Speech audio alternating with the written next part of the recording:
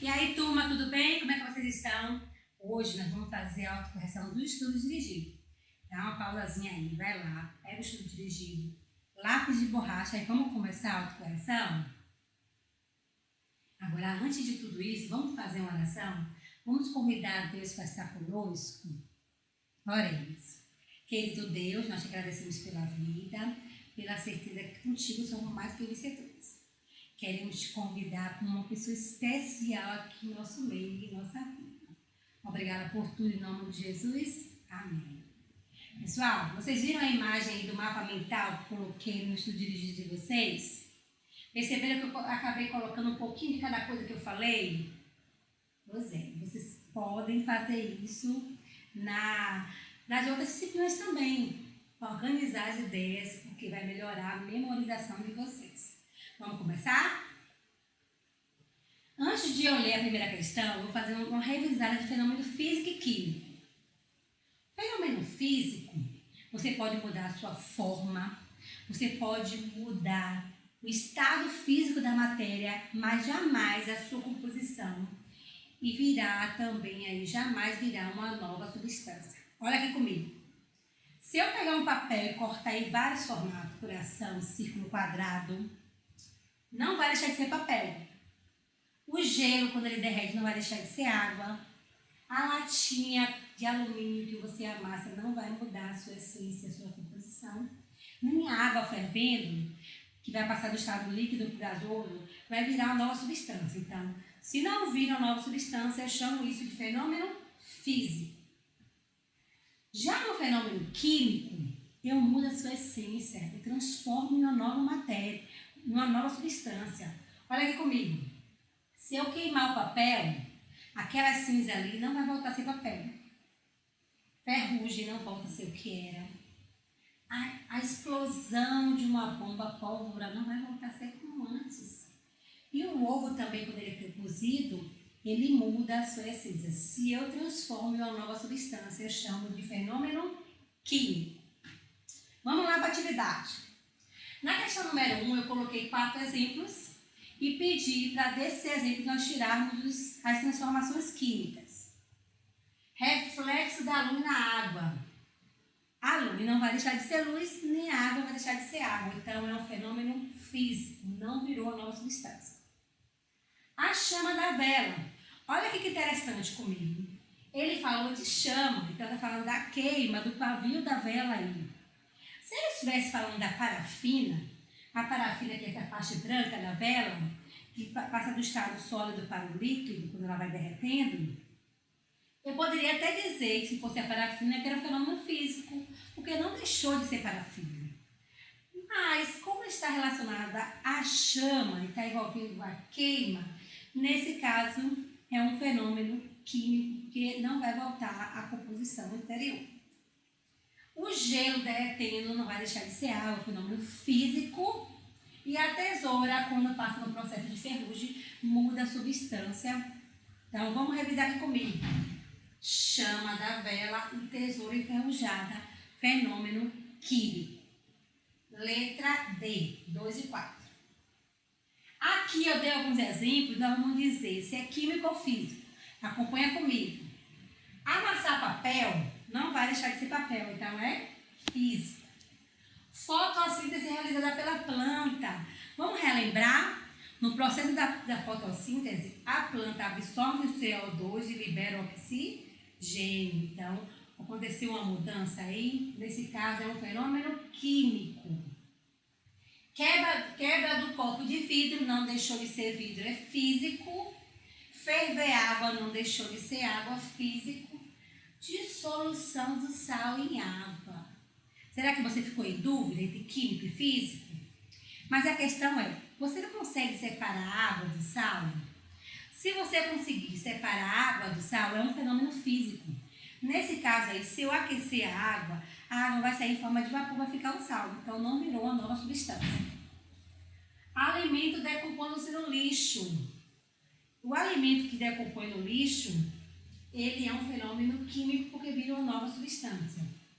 Congelamento da água, físico, que continua sendo água. Queima, olha a palavrinha queima. Toda vez que tiver queima, sempre vai ser um fenômeno químico.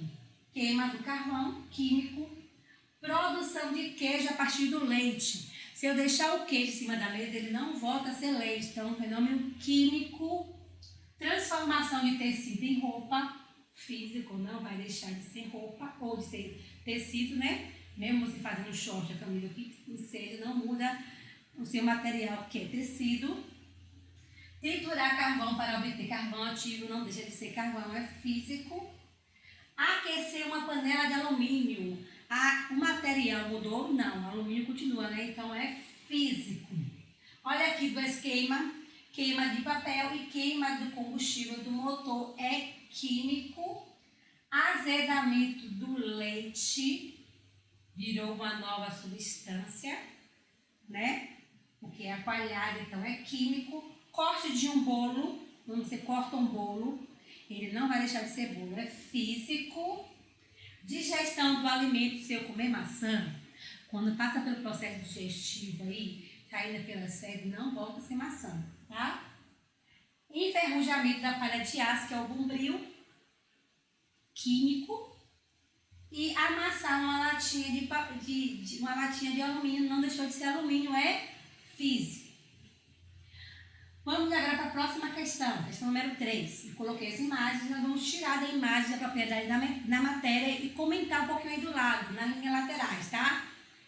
Aqui eu estou vendo o ônibus e o caminhão e eles estão tentando ocupar o mesmo espaço muito pequenininho.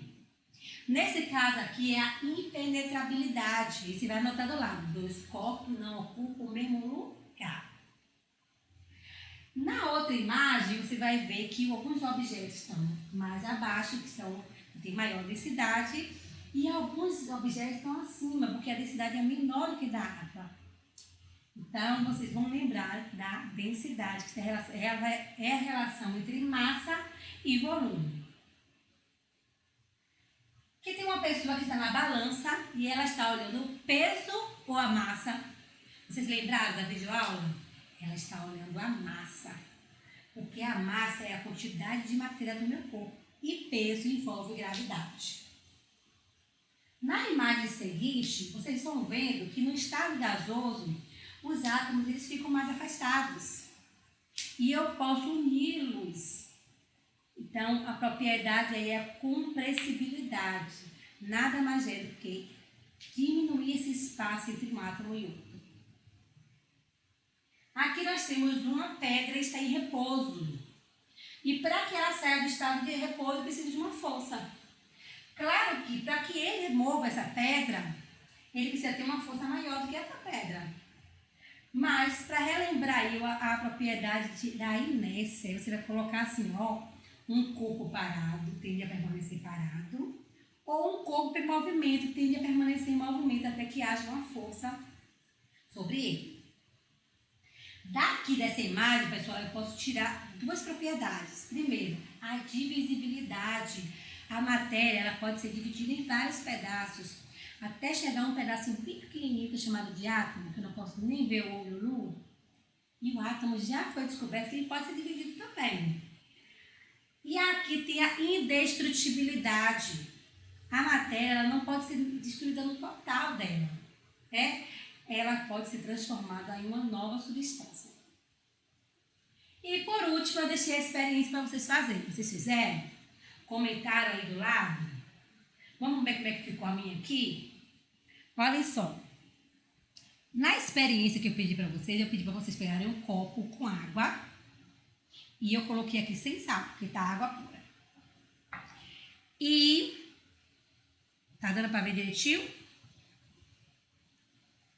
E nesse copo, no outro copo, eu coloquei água com sal.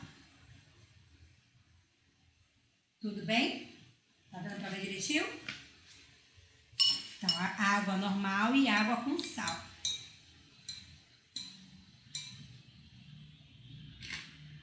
Pronto. Vou misturar aqui um pouquinho de sal, vai ficar no fundo.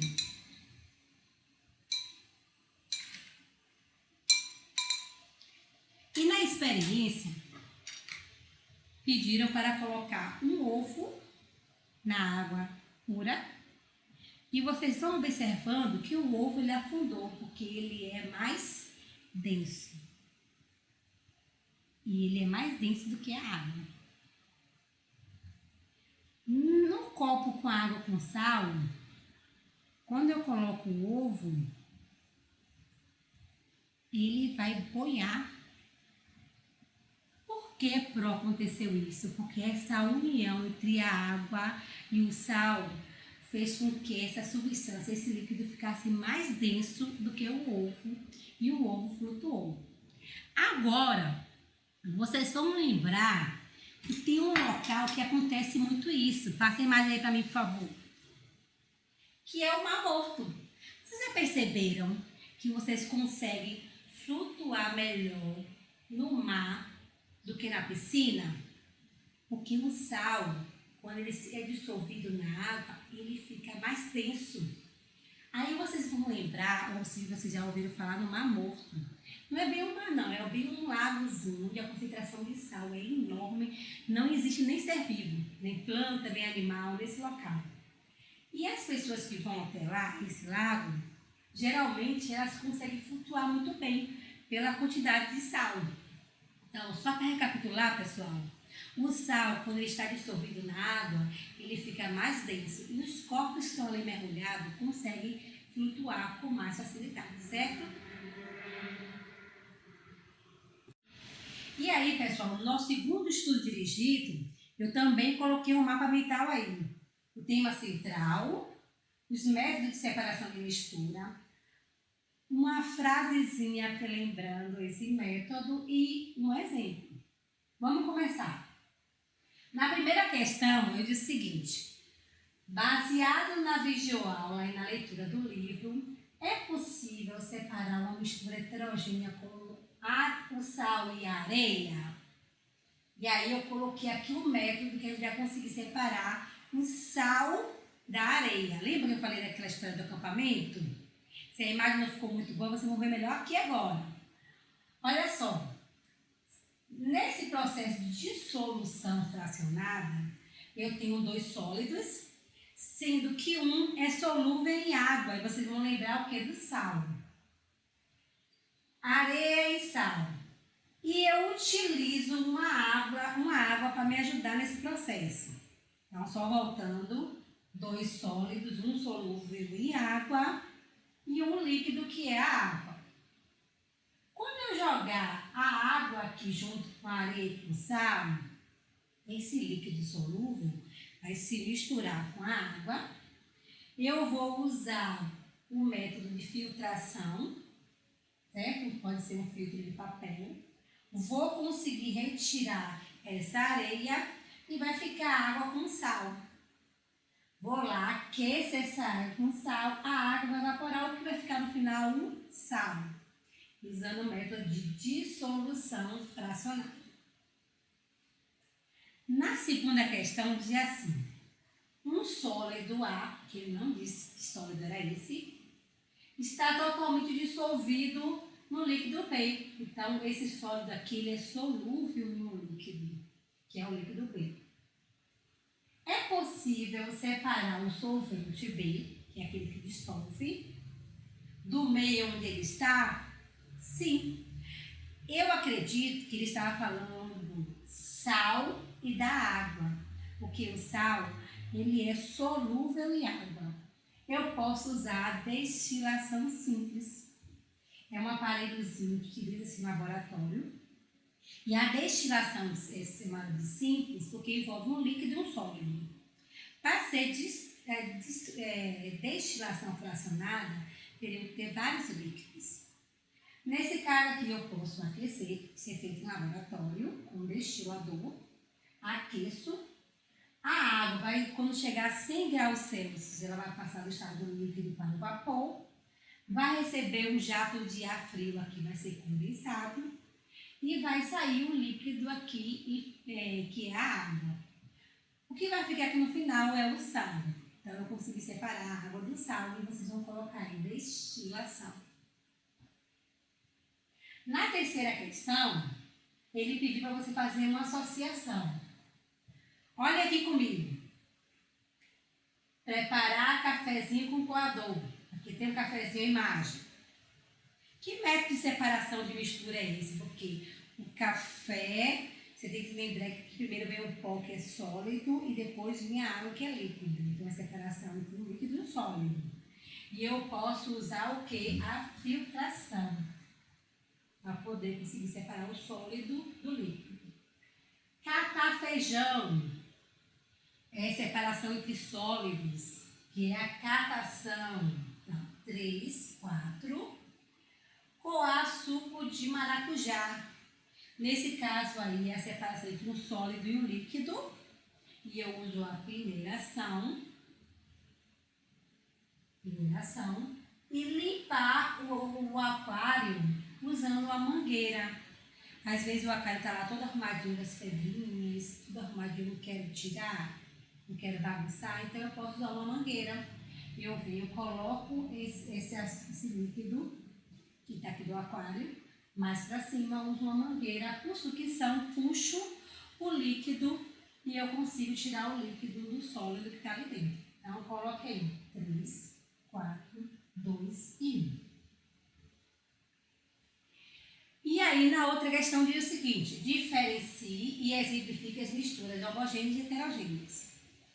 Aqui, eu tenho um exemplo de uma mistura homogênea, que é aquela que eu olho e vejo uma única fase.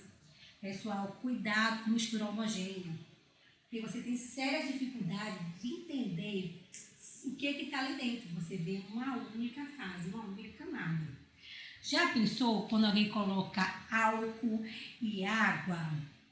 O que acontece? Para você identificar o que é que tem aqui dentro, se você colocar álcool junto, vai continuar sendo uma mistura homogênea. E é por isso que eu digo a você que a gente tem que ter cuidado, porque a gente tem dificuldade de entender os componentes que estão ali dentro. Na mistura heterogênea, eu vejo mais de uma fase, que é o exemplo da água com óleo. Vocês sabiam que o óleo é uma substância hidrofóbica? Hidro de água, fóbica de aversão. Ele não se mistura com a água. Por isso que eu vejo duas camadas aqui. Como eu vejo duas camadas, é uma mistura heterogênea. E colocou-se algumas imagens aí e pediu para você identificar a separação de mistura, né?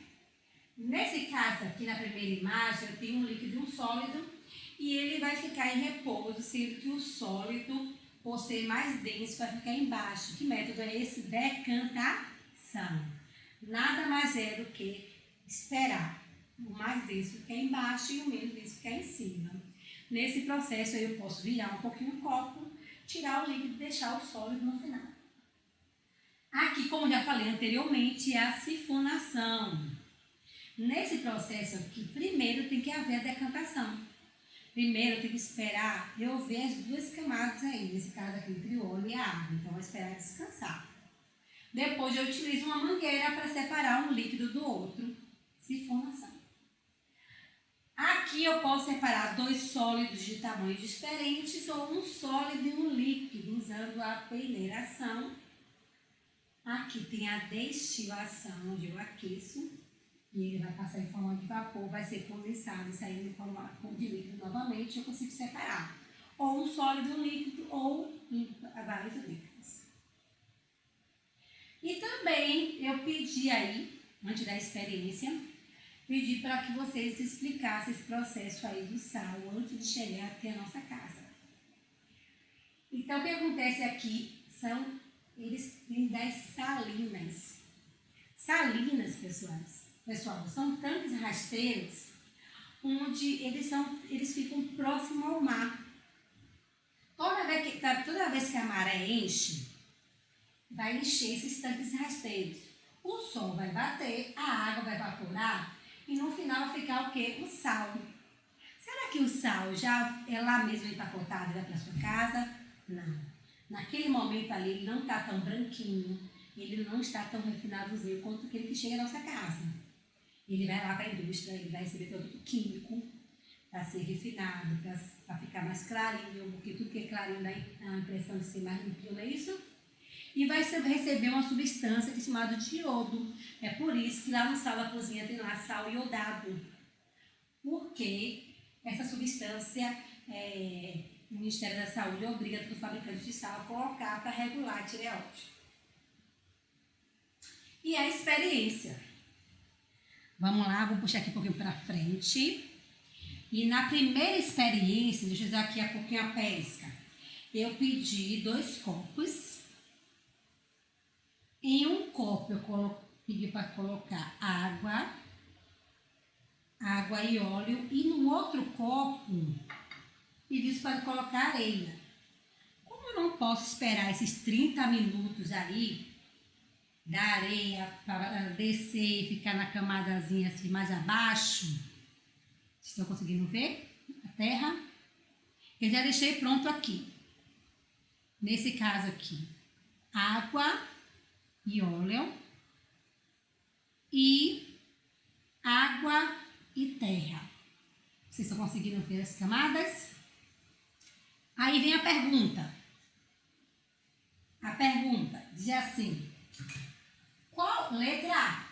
Qual o método de separação de mistura você aprendeu na videoaula que pode ser utilizado para separar as misturas? Nesse caso aqui, os dois eu tive que esperar para que formasse essas camadas. Então, primeiro eu usei a decantação. Mas tem um outro método, pessoal, que eu posso usar, que é esse aqui, ó, a sifonação. Então, eu posso usar a decantação e também a sifonação para tentar, com um canozinho, separar. Nesse caso aqui, eu tive 2 líquidos e aqui eu tive um líquido e um sólido. Na letra B diz assim: podemos considerar a mistura como homogênea ou heterogênea? Vocês estão observando que vocês conseguem ver 2 fases? Uma fase do óleo e uma fase da água. Então, eu chamo essa mistura de heterogênea. 2 fases. Aqui, vocês podem observar que tem uma fase mais líquida e embaixo tem a terra. Então, mistura heterogênea, mais de uma fase. E a letra C diz: existe alguma empresa que utiliza com esse método? A Embasa. Geralmente, quando a água chega até a Embasa, ela chega toda barrenta, cheia de partes sólidas misturadas com parte líquida. E eles vão deixar passar por vários tanques. E um dos tanques que a água passa barrenta é o tanque de decantação, onde a água vai ficar em repouso para que a substância sólida fique embaixo e a parte líquida mais limpinha fique em cima. Mas não termina por aí não, passa por outros tanques até que fique purificado para chegar à nossa casa. Na segunda experiência, eu pedi para vocês conseguirem 3 copos. Olha aqui comigo. Esses copos não estão tão transparentes, mas dá para a gente ter uma ideia, tá? Eu pedi para colocar 3 colheres de sal. 3 colheres de sal.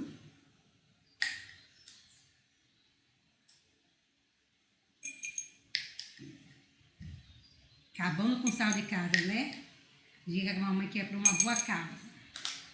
3 colheres de sal. E eu pedi para colocar um copo com álcool. Tem que ter a ajuda da mamãe, tá? Um copo com álcool e sal. Pronto. No outro copo, eu pedi para que misturasse água,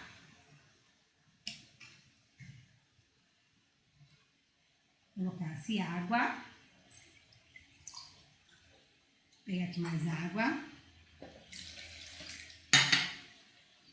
e colocasse uma colher de álcool.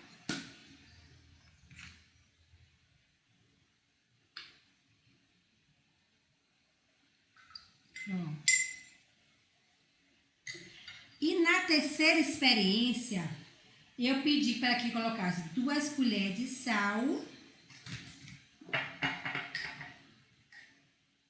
Não precisa ser muito cheia. E água. Vamos colocar um pouquinho mais de água aqui.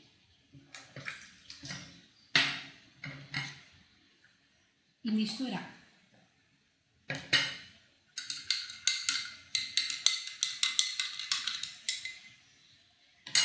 O que vocês estão observando aí? Será que se eu não identificasse aí os elementos que estão aqui dentro, eu misturar, será que você ia conseguir identificar que um tem álcool, o outro tem sal? Será? Aí vem a pergunta: o que você viu na experiência? Você viu apenas uma fase. É bom misturar bem aqui, ó, para que o sal consiga ser dissolvido na água. Você vê apenas uma fase. Não é isso? Qual a diferença entre a experiência 1 e a experiência 2? No caso da experiência 1, olha aqui um exemplo. Eu consigo ver 2 fases, água e o óleo. Eu vejo 2 fases. Na experiência 2, eu vejo apenas uma fase. Olha aqui. E por último, podemos considerar a mistura homogênea ou heterogênea? Nesse caso aqui, como eu só vejo apenas uma fase, é uma mistura homogênea. Tudo bem? Então, até a nossa próxima videoaula. Beijo. Façam tudo certinho aí. Depois eu vou pegar o estudo dirigido da aula de vocês.